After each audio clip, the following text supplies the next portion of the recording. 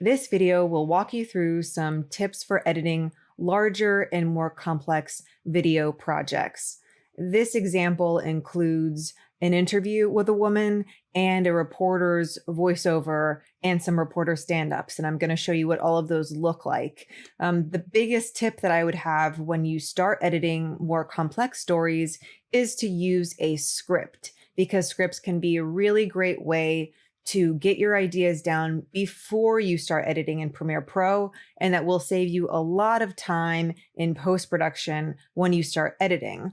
So for this story, I have a script here and it's formatted this way. You can see everything that we plan on doing in this video right here, just written down. So I know that I'm going to start with a song, and I can download that song here. This is the song lyrics that's going to play. And then I know that I have a soundbite with a mother, and this is what she is going to say. I also know how long that soundbite is. And that is really helpful to have these total runtime cues here, because then I'll have an idea of approximately how long my story is going to be. These time codes here are really helpful, especially if you are editing something that includes interviews. So this interview was very long. And before the editing project, we sat down and listened to which sound bites we wanted to include. And then we wrote the time codes here, which is 13 minutes into the video, into the original raw interview video. 13 minutes and 25 seconds, and it ends at 13 minutes and 35 seconds. So that's a 10-second soundbite, and this is the file name. And that's really helpful. If you can stay organized like this, it will help with your editing process. So I'm going to show you how the scripting process ties into editing in Premiere Pro, and incorporating some of those more complex tips like adding video, fading your audio in and out. So let's jump right in with the very first thing that we hear in this show, which is a clip from a song for 9 seconds.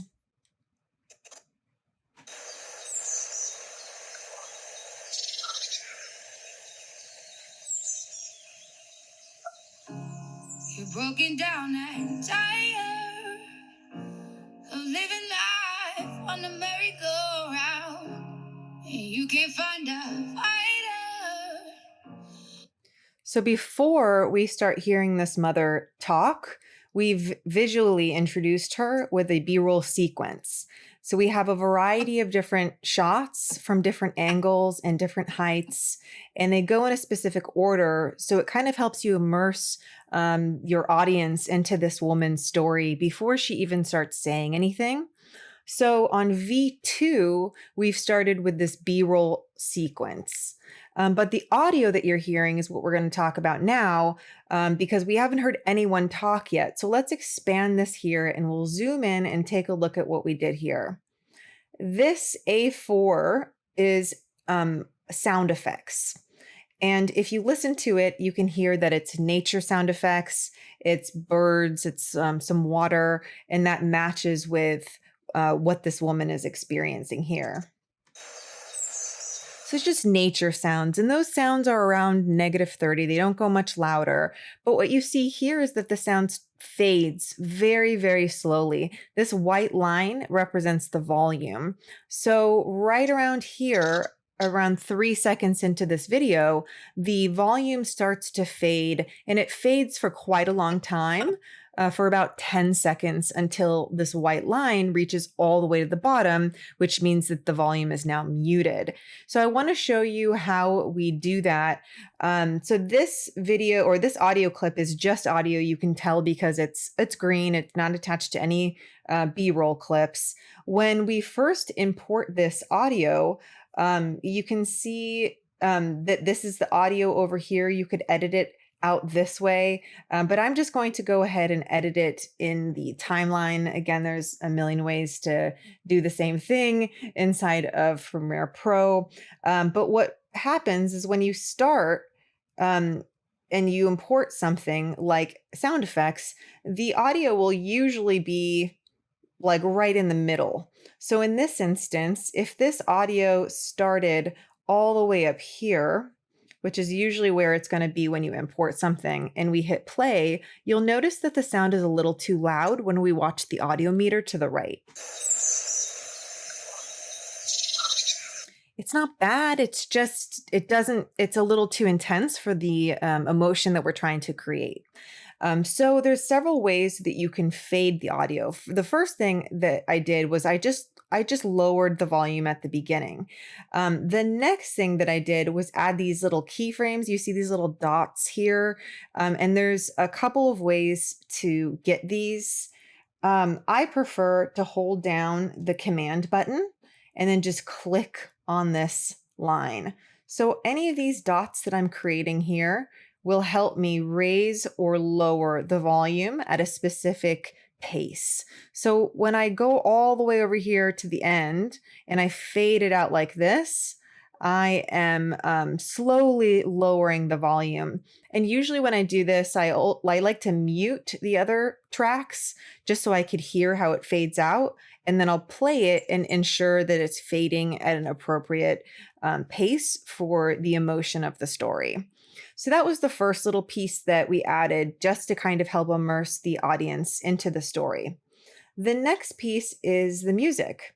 So this is the song here, and we also fade it up and down depending on what else is happening. So it's going to stand on its own for several seconds before we have somebody start talking. So the volume is going to be around -12 or so. You're broken down and tired of living life on the merry-go-round, and you can't find a fighter.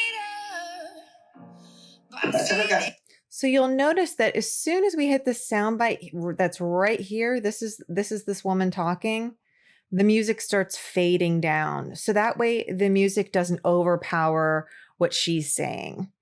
So that you can do the exact same thing as we just did, where you hold down the command button, create these dots, and the dots will help you kind of lower the audio or raise the audio. So the important thing with doing this is that you are not being too dramatic with your volume if the intent is to fade it in a way that people don't notice. And now I'm going to show you a couple of reasons why you would do the opposite of that at the beginning or end of a soundbite. But that's how you fade your music in or out. The next part of this is a soundbite. So this section here is a soundbite with a mother. And we see the videos on V1 and her audio is on A1. You can adjust the audio tracks depending on what the story is that you're working on. You may have different audio tracks for different purposes, depending on how big the project is, depending on how many layers it is. But if you, for example, wanted to move, let's say the music here from A3 to A5, you would just click on it and you can just drag it down and then drop it. And that will help you stay organized. In this project, I preferred to have all of my A roll, which includes my interviews, and it also includes the reporter who you're going to meet here in the story. And I wanted to include all of that audio on A1 because all of the video for the interviews and the reporter being on camera presenting, that's all on V1. And that helped me keep that organized. All of the B-roll video that you see here, the supplemental video, is on V2. And that helped me keep all of that organized. So this next part that we're going to look at is this interview. So I started cutting this one depending on my script, and that really helped me a lot. I already knew what soundbite I wanted to incorporate, and I knew that it started 13 minutes and 25 seconds into my interview. This is a pretty big project, and there were lots of clips. So what I did was just copied the editor note, which just tells me which video I'm going to be editing. And Premiere has this really wonderful search function where you can just paste that here and it pops up down here. That makes it a lot easier to find things. It makes it a lot easier to locate things if you have a lot of different files. So you can quickly search for whatever it is that you're trying to edit.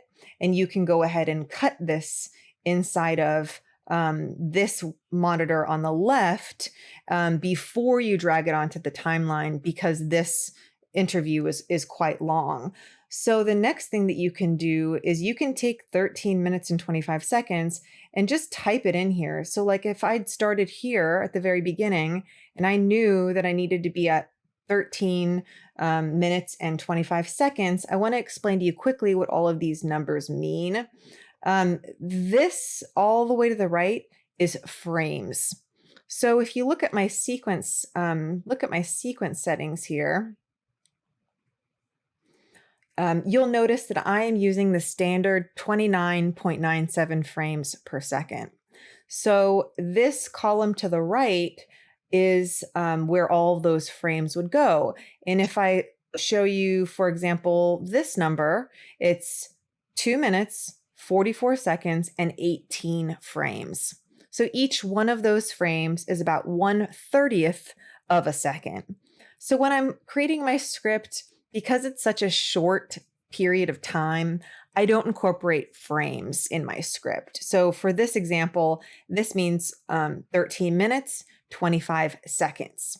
So I can actually just click here and write 13 and go to 25 and then hit enter, and it'll take me to that spot. And I could even hit I there for my in, and I'll hit play to ensure that I'm capturing the entire soundbite that I wanted to include. By the time I got to the hospital, my baby was all ready to go. And then I'm going to listen to make sure that I get the entire sentence. But the next part that is very important, depending on what mood, I mean, this is a very sad, heavy story, and I don't want to edit it so quickly. Some stories you want really fast editing, and so you don't leave a lot of air between the last of their words and the next thing that happens. But in this instance, I wanted to be respectful, and I wanted the pacing to be a little bit slower because of the content. And so instead of cutting it right here at the end when she said this, I let it breathe a little bit. He didn't even have a chance. And I'm just going to hit my little arrow button to the left, and I'm going to go left a little bit, and that will just move it left a few frames. And then I'm going to hit O, and I'm zoomed out quite a bit. So if I want to zoom in further, it'll help me just ensure that I'm approximately there. And my script estimation was very close. So it was 13 minutes, 34 seconds, and 28 frames, which is almost 13 minutes and 35 frames. And that gives it a little bit of breathing room on the end. And that's something I highly recommend if you're trying to tell a story that might be a little more somber or more serious. One of the things that people will do, and I'm just going to move over to the right of this timeline to use this space to kind of show you an example. One of the common errors that people make when they're editing a soundbite is that they don't give it enough breathing room at the end and at the beginning. So let's move this over here and use this as an example. This audio was quite low. The volume of this one was really low, and you can tell because there aren't a lot of waves, but we really wanted to save this interview because it was really powerful, and we wanted to help tell her story. So normally we would like the audio waves to be a lot bigger. And that is something you can tell just by looking at this audio that it wasn't as loud as it should have been. But you can see her words here. You can see she's breathing here. You can see she's breathing at the end. And so one of the things that I would warn against is cutting, like this is her last word, is cutting right on that last word. And so very often people will cut it tight like this, and that's going to create this unprofessional sound where the audio is clipped. And so you want to avoid doing that. Give it a little bit of air. If the person continues to talk and you want to cut the audio because they're done with their sentence and then they're going to start saying something else that you don't want to include in your story, and you do need to cut it like really close up, one of the things I would recommend is giving it maybe 3 more frames or so, and then holding down command here and just super quickly, really, really quickly, fading the audio out so that it doesn't sound like a clipped audio. So this will really help. And it's kind of the exact opposite of what we were saying to do with music and sound effects, because those are really slow fades. But this would be helpful if you're trying to avoid having clipped audio. So let's just walk through a couple more things in this sequence so that you can get a better idea of some of the more complex editing that we're doing here. So in addition to having this interview, we also have the voice of the reporter covered by B-roll. So the reporter already wrote what he was going to say here, and that was helpful because it helped us really sculpt the story before the editing process started. So the reporter recorded his voice and recorded each of these sentences, and then we edited it the same way that we were editing videos and just dragged it down into A1. And this is just audio. So we left his voice on the same track as her voice, but you can't see him yet because he's covered by a B-roll sequence. So you do end up seeing him here on camera. And then again, we have different types of graphics that we use. So this is also considered B-roll. Even though it doesn't look like video, like these clips, these graphics are also B-roll. And so these are going to live in the second video track as well. You can move them to other tracks, but if you try to stay consistent, it will help you stay organized. So I wanted to kind of show you a couple of last minute things before we move on to a couple other editing techniques, which is just what we talked about here at the end. We incorporated music as well. And so if you see that the music actually goes up at the end, that's because he's talking during the music, and then we have like a graphic at the end, which is kind of a closing graphic. Sometimes you want your music to fade out at the end, but in this instant, we wanted it to go up because we were trying to make it a well-rounded piece. And then you can see this graphic here toward the end as well. So hopefully this gives you an idea of how to edit with several tracks of video and audio. Stay tuned for some tutorials coming up for a few more complex ways to edit videos and graphics.